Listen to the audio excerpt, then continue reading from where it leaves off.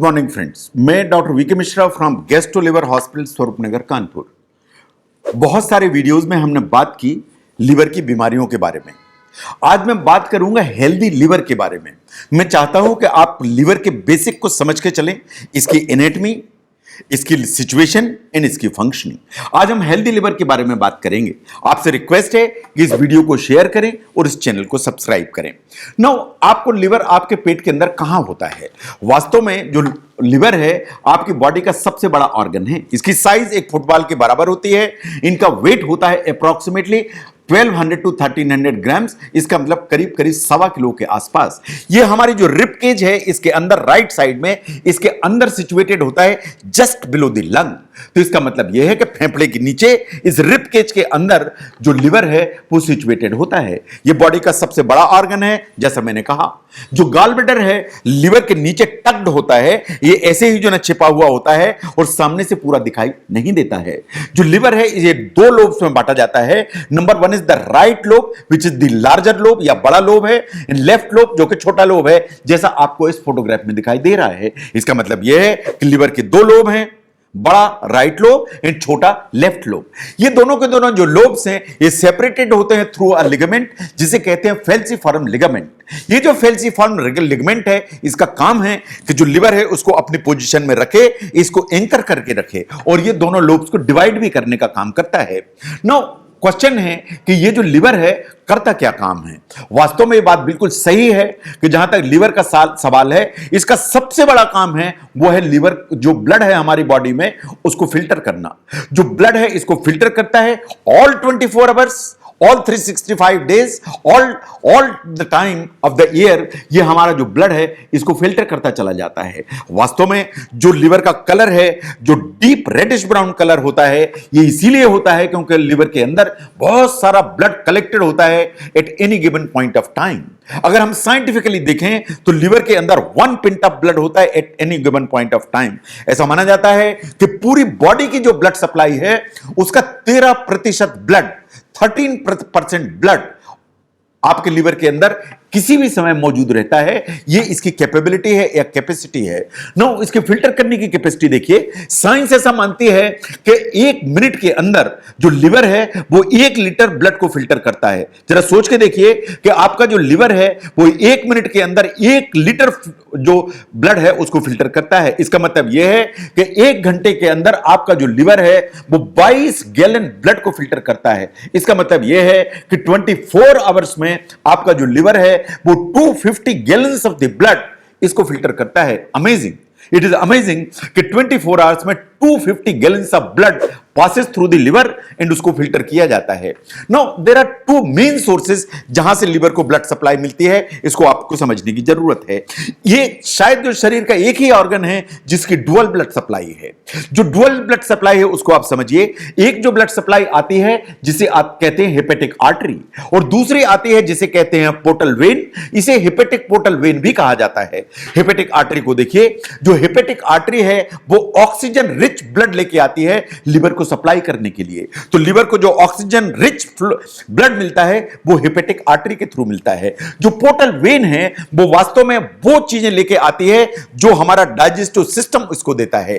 तो जो portal vein है वास्तव में हमारी इंटेस्टाइन से उन सब मटेरियल्स को खींचती है जो हमारी बॉडी के लिए जरूरत है। वो न्यूट्रिएंट हैं, वो मेडिकेशंस हैं एंड इवन टॉक्सिन्स भी इनको खींचती है और ले जाके लिवर को सौंप देती है। ये काम है पोर्टल वेन का। नाउ लिवर के पार्ट्स को एक बार समझने की जरूरत है। जैसा मैंने पहले कहा कि लिवर के 2 ही लोब्स होते हैं, बड़ा राइट लोब, छोटा लेफ्ट लोब। जो दोनों के दोनों लोब्स हैं वास्तव में बहुत छोटे छोटे लोब्यूल्स में बट जाते हैं जिन्हें लोब्यूल्स कहते हैं। ये वास्तव में हमारा जो लिवर है वो छोटे से छोटे जो लोब्यूल्स हैं उनका क्लस्टर जैसा है। जहां तक hepatic artery and portal vein का सवाल है, ये भी छोटे छोटे भागों में बंटती हैं। इन छोटे भागों में बंटने के साथ ही जो लिवर के अलग अलग लोब्यूल्स हैं उनको सप्लाई करती रहती हैं। इसका मतलब यह है कि हर लोब के अंदर बहुत सारे लोब्यूल होते हैं। हर लोब्यूल के लिए जो पोर्टल वेन है और हेपेटिक आर्टरी है वो छोटे छोटे ब्रांचेस में बढ़ती हैं और जाके अल्टीमेटली ब्लड सप्लाई करती हैं। नाउ जो ब्लड सप्लाई इनको होती है, जैसा मैंने पहले भी कहा कि हेपेटिक आर्टरी भी सप्लाई करती है, पोर्टल वेन की सप्लाई भी सप्लाई करती है। इसका मतलब यह है कि सप्लाई डुअल मोड से होती है। तो जब भी जो सेल्स हैं उनको इस तरह का जो ब्लड मिलता है तो सेल्स उनको फिल्टर करती है। फिल्टर जो करेगी तो वो दो तरह की चीजें बनाएगी। एक तो बाइल बनाएगी जो सेल के उस तरफ चला जाएगा, इन ट्रांसपोर्ट सिस्टम में चला जाएगा, जो छोटी छोटी डक्ट्स के थ्रू होता है, जिन्हें कहते हैं बाइल डक्ट्स या उन्हें कहते हैं कोलिंजियोल्स, क्योंकि बहुत पतली होती हैं। और जो ब्लड जो फिल्टर हो गया ऑलरेडी वो वेन्स में चला जाएगा, तो वेन्स में जो चला गया वो फिल्टर्ड ब्लड है और उसमें से जो गंदगी निकली वो आ गई बाइल डक्ट के अंदर। तो ये दोनों भागों में बढ़ जाता है, ऐसे ही ब्लड आगे बढ़ता है। नाउ जो वेन्स होती हैं, जो लोब्यूल्स से जो फिल्टर होकर जो ब्लड निकलता है वो अल्टीमेटली जाती हैं और वो सेंट्रल पोर्शन में जाती हैं, इन अल्टीमेटली हेपेटिक वेन बना देती हैं। और जो हेपेटिक वेन्स हैं वो आगे जाके इंफीरियर वेना केवा में खुल जाती हैं और जो हमारी जितनी भी अंदर की वेन्स हैं उनमें से जो इंफीरियर वेना केवा है वो सबसे बड़ी वेन है या सबसे बड़ी जो है चैनल है जो ब्लड को लेके हार्ट की तरफ जाती है और हेपेटिक वेन वास्तव में इसके अंदर खुल जाती हैं।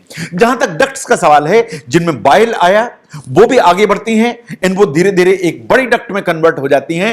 तो दो डक्ट बनेंगी, that means the right hepatic duct and the left hepatic duct. जो राइट बनेगी वो राइट लोब से आएगी, जो लेफ्ट बनेगी वो लेफ्ट लोब से आएगी। इन दोनों आगे चल के मिलकर एक कॉमन बाइल डक्ट बना देती हैं। जो कॉमन बाइल डक्ट है वो अल्टीमेटली जाकर आपकी स्मॉल इंटेस्टाइन के फर्स्ट पार्ट या डोडनम में खुलती है।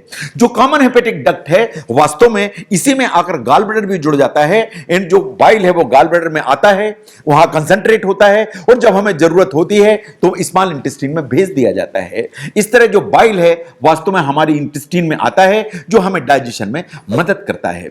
Now question is that how does the liver work.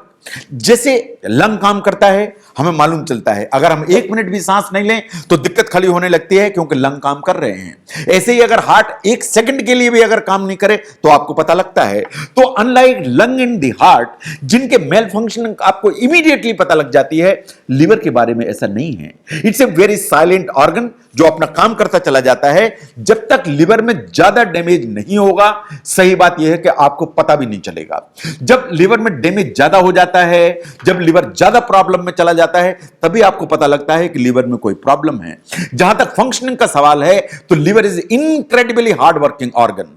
It's incredibly hard working organ and science ऐसा मानती है कि यह 500 डिफरेंट वाइटल फंक्शंस कंडक्ट करता है। 500 डिफरेंट वाइटल फंक्शंस। साइंस ऐसा मानती है कि brain is the only other organ जो शायद लिवर से ज्यादा काम करता है। जो ब्रेन है वो शायद लिवर से ज्यादा काम करता है, otherwise liver is incredibly hard working organ जो 500 वाइटल ऑर्गन्स को मैनेज, वाइटल फंक्शंस को मैनेज करता है। नाउ सबसे पहला जो मोटा इसका काम है इज द मेटाबॉलिक फंक्शन। जो metabolic function is the possibly the most important one. जो भी हम खाते हैं, वो जो फूड हम इंटेस्टाइन में भेजते हैं, उसको एनर्जी में जो कन्वर्ट करने का काम है वो लिवर का है। जो हम खाना खाते हैं उसको ब्रेक डाउन करना और उसको बेसिक बिल्डिंग ब्लॉक में कन्वर्ट करना, चाहे वो अमाइनो एसिड हो, चाहे वो ग्लूकोज हो, उनमें कन्वर्ट करने का जो काम है वो वास्तव में लिवर का है। ऐसे ही जितना भी वेस्ट प्रोडक्ट क्रिएट होता है ब्लड में, उसको एलिमिनेट करना है, उसको शरीर के बाहर करना है, चाहे वो बाइल के थ्रू हो, चाहे वो यूरिन के थ्रू हो, इसकी जो जिम्मेदारी है वो वास्तव में लिवर के ऊपर ही है। जो लिवर है वास्तव में बाइल प्रोड्यूस करता है। जो बाइल है ये हरे रंग का एसिडिक लिक्विड है जो वास्तव में वेस्ट को कैरी करता है, इंटेस्टाइन में भेजता है और लैट्रिन के रास्ते से बाहर हो जाता है। लेकिन ऐसा नहीं है। बाइल में बहुत सारे वो मटेरियल होते हैं जो इंटेस्टाइन के अंदर जो फैट आता है जो हम खाते हैं उसको ब्रेक डाउन करने का काम करता है ताकि जो स्मॉल इंटेस्टाइन है उसको आसानी से एब्जॉर्ब कर सके और हमारी बॉडी में लगा सके। तो जो बाइल है वास्तव में फैट के डाइजेशन एंड फैट के एब्जॉर्प्शन इसमें बहुत ज्यादा हेल्प करता है। तो ये वेस्ट लेके चलता है बाहर निकालने के लिए, प्लस ये फैट के एब्जॉर्प्शन एंड डाइजेशन में बहुत ज्यादा हेल्प करता है। ऐसे ही हमारा जो ब्लड में प्लाज्मा होता है वास्तव में ये ब्लड का व्हाइटिश पोर्शन है जो वास्तव में बहुत सारी चीजों को लेकर चलता है। ये बहुत सारे जो ब्लड के कंपोनेंट्स हैं, चाहे वो आरबीसी हो, चाहे डब्ल्यूबीसी हो, चाहे प्लेटलेट हो, चाहे न्यूट्रिएंट्स हो, चाहे हार्मोन्स हो, चाहे प्रोटीन्स हो, चाहे वेस्ट प्रोडक्ट हो, इनको सबको यहां से वहां ले जाने का काम है वो वास्तव में ब्लड प्लाज्मा का है। और जो ब्लड प्लाज्मा है इसमें बहुत सारे प्रोटीन्स होते हैं और इन प्रोटीन को बनाने की जिम्मेदारी पूरी तरह से लिवर के ऊपर ही है। लिवर ही वो सब प्रोटीन बनाता है जो वास्तव में प्लाज्मा में पहुंचते हैं। इन प्लाज्मा इन सब चीजों को कैरी करके चलता है। ये जो प्रोटीन बनाता है उसमें सबसे इंपॉर्टेंट इज द एल्ब्यूमिन और globulin, but the albumin is the most important जो लिवर बना के इसके अंदर डालता है। नाउ जहां तक कोलेस्ट्रॉल का सवाल है, मैंने पहले भी कई वीडियोस में बोला कि 75% जो कोलेस्ट्रॉल है वो वास्तव में लिवर बनाता है हमारी बॉडी के लिए। ये एकदम मिसकॉन्सेप्ट है कि जो कोलेस्ट्रॉल है सब खाने से आता है। सिर्फ 25% कोलेस्ट्रॉल खाने से आता है, 75% कोलेस्ट्रॉल हमारा लिवर हमारी बॉडी के लिए बनाता है। इन कोलेस्ट्रॉल को यहां से वहां ट्रांसपोर्ट किया जा सके उसके लिए जरूरत होती है लाइपोप्रोटीन्स की। और ये जो लाइपोप्रोटीन्स होते हैं इनको बनाने की जिम्मेदारी भी लिवर ही के ऊपर है। नो, जब हमारी बॉडी के अंदर ग्लूकोज बहुत मात्रा में होता है तो अल्टीमेटली आप क्या करेंगे? वो जो ग्लूकोज है वास्तव में हमारा लिवर उसको ग्लाइकोजन में कन्वर्ट कर देता है, उसको ग्लाइकोजन में कन्वर्ट करके उसको स्टोर कर लेता है।